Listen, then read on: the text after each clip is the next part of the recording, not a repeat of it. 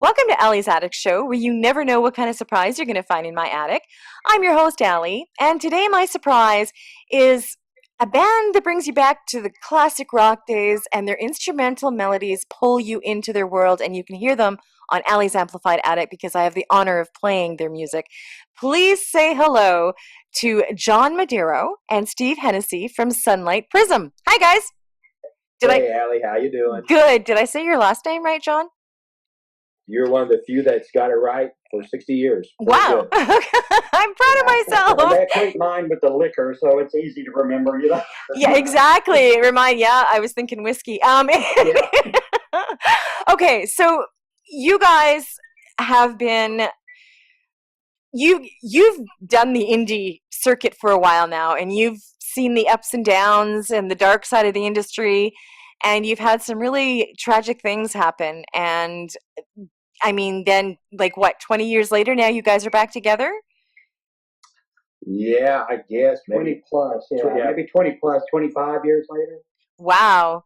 Okay, so tell me your journey. How did this all start, and how did you get from there to here? That is wow. I guess to kind of get the cliff notes of it, when Steve and I were probably teenagers. Yeah, young teenagers, 16, 17, 15. Yeah, we were young, and we caught that proverbial lightning in a bottle. We had an opportunity with the band we had to go and audition for the Eagles during the Long Run tour back in '79.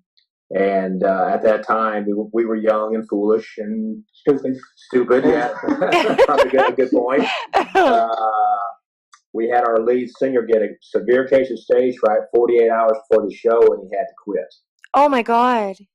Yeah, and we never really quite recovered for that for a couple of years. And I'm not over it now, so You know what? If I had the chance to open for the Eagles and something like that happened, I don't think I'd get over it. I'm just saying. Yeah, it was. We often question. Steve and I talked about this a million times. Was that the only shot we had? Well, it actually wasn't. After Steve kind of went to the military, and I'll let him talk about that. He kind of left town for a while, left me here, but we never lost that music bug. Yeah. And give or take about 2 to 3 years down the road after I got out of the military, we sort of got back together, and just started playing again. Then formed another band and found a few more guys that were really good. We played around. We got pretty big around Rosenberg, Richmond, Houston area, and then everybody. Well, is there a step in between there I'm missing before everybody kind of switched out to different jobs? Yeah, we had built us a little home studio, or I did, with the guys' help. And when Steve got back into town from his military stint, we got back together, and I don't think either one of us thought of starting a band again, because we never really talked about the first one because it was so devastating to us. We just kind of chalked it up to experience, but we elected to find some couple guys, and we did through some band transitions. And like you said, that band took off. We were doing demo tapes and sending them out to Geffen Records, Arista, RCA, Columbia, and kind of a heavy Southern rock thing for back then. Which Leonard Skinner was popular, Molly Hatchet was popular. Yeah, I love that type of music, by the way. Yeah, very Southern rock, very heavy guitar, bass driven, drum driven kind of rock. Kind of not what we're doing now, but that's what we were doing then. So, but that was mid 80s, 84, 85, 86, somewhere around there. So, and yeah. Then 3 of the band members were forced to relocate to other states. Yes, unfortunately, we started playing quite a bit, and we're garnering some interest again from a few smaller record labels. And within about a month, unfortunately, 3 of the 4 guys all got transferred out of the city of Houston, suburb of Houston, Richmond, to different parts. One went to Florida, one went to Ohio, and Steve had to traverse to North Texas for job and work. And they said a third time's a charm. I have to question that sometime. After these guys left, about 6 months after that, I got home from work, and my wife said, "You have a message on the answering machine and a letter," and it was from David Geffen's office, of all people. Wow. Yeah, and David Giffen and his team had got a hold of our demo and had listened to it, and they had some interest. And so I talked to David Giffen's office and explained to them they wanted us to come audition and talk and do some different things, and we couldn't do it. Like I said, everybody had gone different directions. So that was literally the last time I saw Steve. I talked to him about 6 months after on the phone. He was in North Texas. We couldn't find the other two guys. They kind of disappeared, and that was it for 25 years. Yeah, probably 25 years later. My goodness. Yeah. Oh. Oh my God. I wouldn't, and I, like, John. We published that story. Yeah, right? And you've decided then that you were hanging up your guitar once and for all, and you were just going to focus on your family instead. And I can imagine why. Yeah. Yeah, Steve always says it's a miracle. I sold everything we had from our, here's a shameful plug for PV, our PV board and PV SP1s and guitar amps and bass amps and light shows and fog machines and drums. We roto drums and electronic drums and everything. Everything was sold off. I turned our little home garage studio back into a garage. I kept an Ovation guitar, and that was it. That was officially it. And it's taken a lot for us to get to where we are now after 20, 25 or even more than that. Gosh, how we are, Steve. How do you do my math to my calculator out again to see how long it's been? Well, you lost contact for nearly 30 years. And for the first 20, like you said, music took a back seat. And then you decided, both of you, to kind of dust off your instruments and shake off the rust and get back together. And you reconnected in 2013. Yeah, what happened is I was up in like East Texas then, and John was still down in this area. I'd met my wife that I'm married to now, which happens to be John's wife's sister. So, oh my goodness! So anyway, the sister is from around here, so we decided. Well, and I was from around here originally too, so I decided to move on back. And then me and John started kind of talking. Then this was a couple of years ago now, but we started talking about band and this and that, and had, I think I had the idea, hey man, you want to try playing again, or you want to just get together and play, and that sort of sparked it all back up. Our main interest was not really finding a bunch of band members. We'd kind of been tired of going through people and people quitting and walking out and deciding they weren't going to play a show and all this mess. So we thought, how can we do this with two guys, but non-electronically? We didn't want to do the music that was out there today that's fed through computers. We still wanted to play drums and guitars, bass, keyboards, and stuff like that, sing our own stuff. So we pretty much have been working that over the last few years. Yeah, Steve pretty much nailed it. I'll back up the train just a little bit.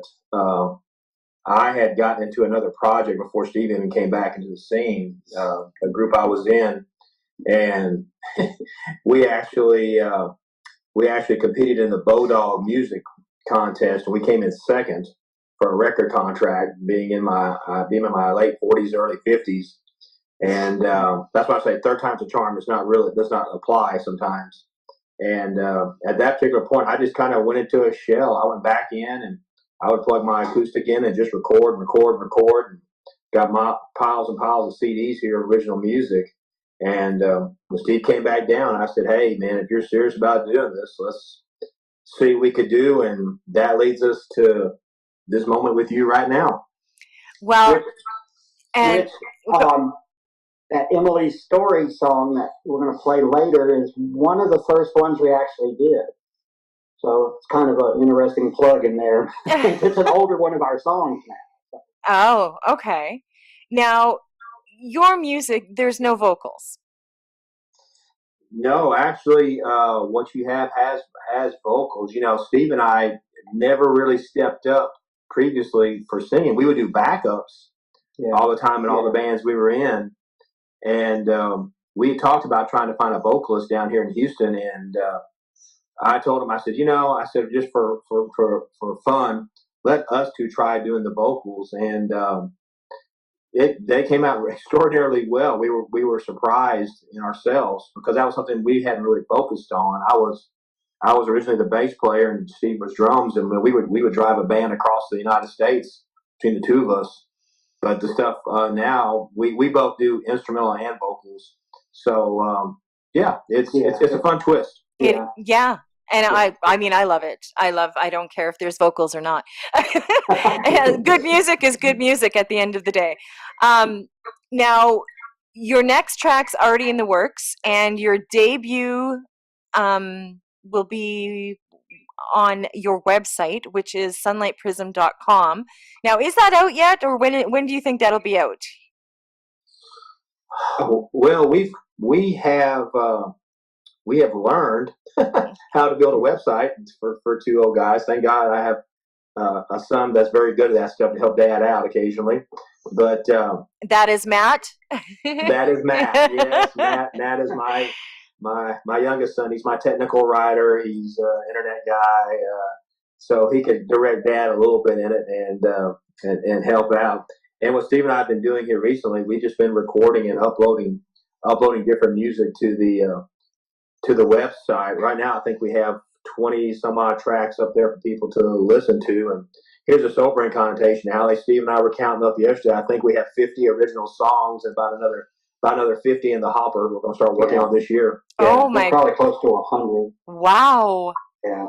Well, I mean, you guys instrumental and vocal songs. So okay. They're not. They're very primitive. You know, they may have an acoustic rhythm to them, or some have an acoustic and just a little drum tempo in the background. But it's stuff that we'll work up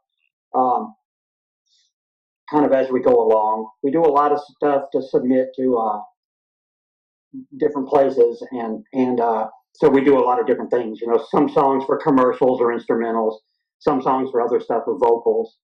So we're all over the place, really. Yeah. Well, and that's good. You don't want to put yourself in a box. You want to, yeah.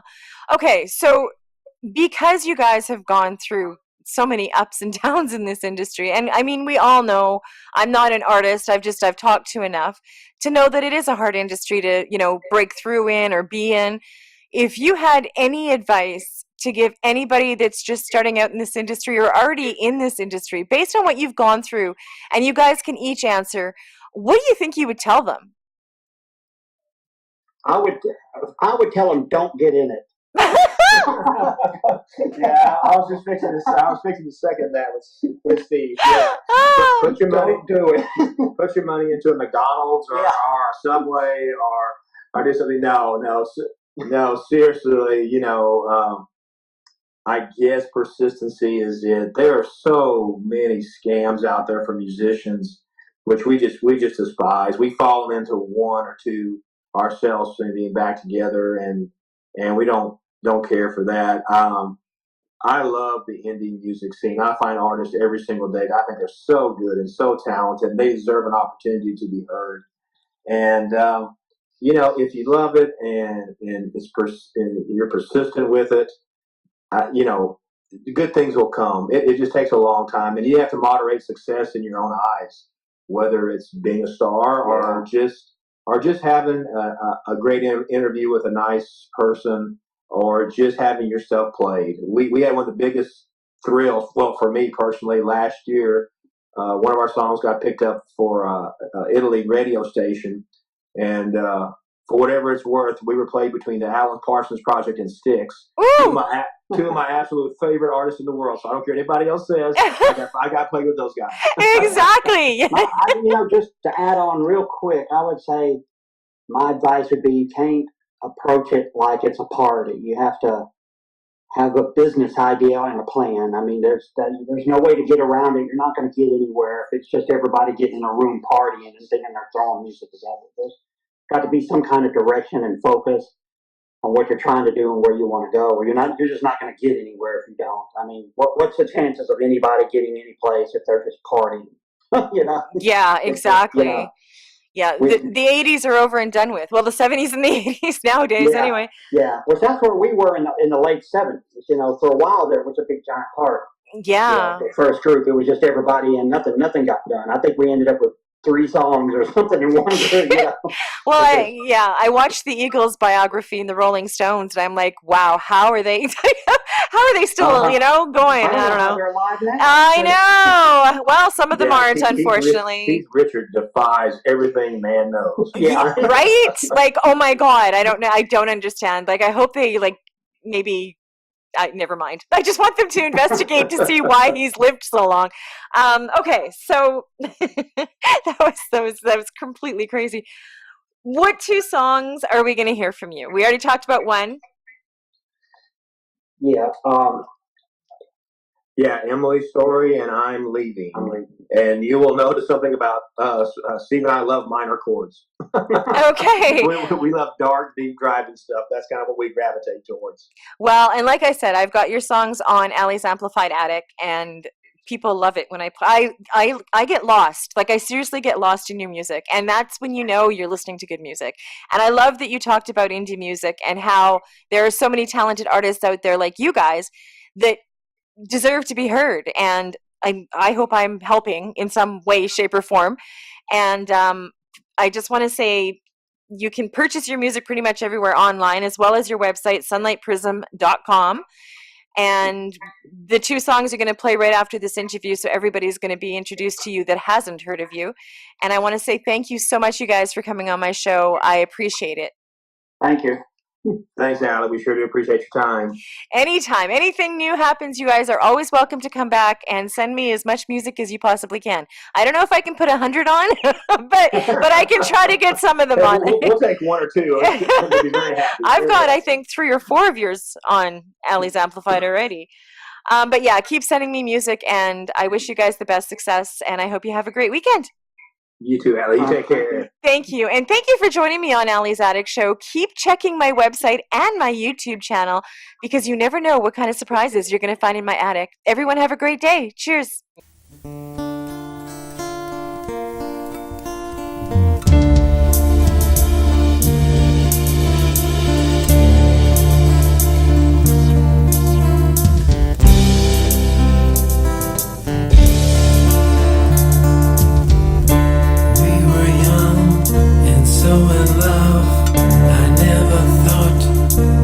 Would come.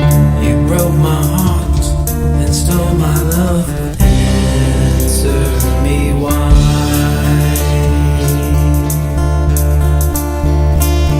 I held your hand, but you pulled it away. You broke my heart in so many ways. You laughed as the tears ran down my face. It's best that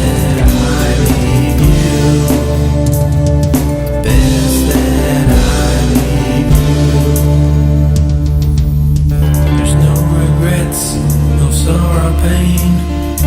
All my days were full of rain. You went left, I went right. Answer me why. Days gone past just haunt me now. Our whole house is all torn down. Could have been, could never be. Answer me why. I held your hand, but you pulled it away. You broke my heart in so many ways. You laughed as the tears ran down my face. It's best that I leave you. It's best that I leave you.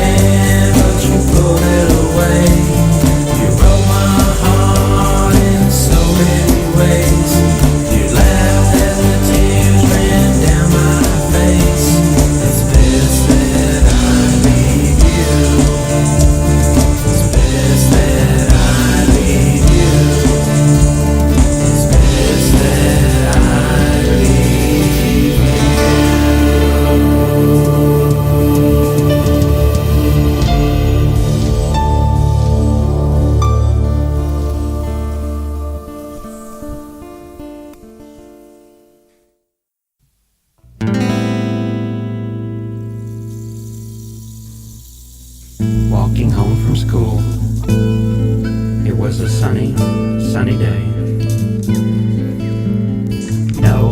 No way of knowing she was going to be his prey.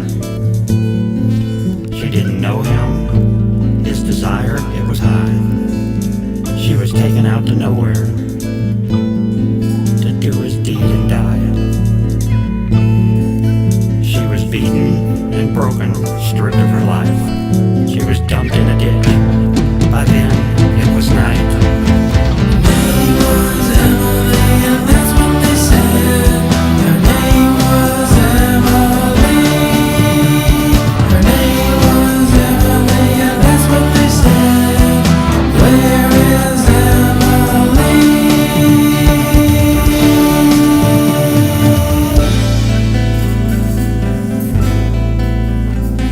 She was used to fulfill his needs.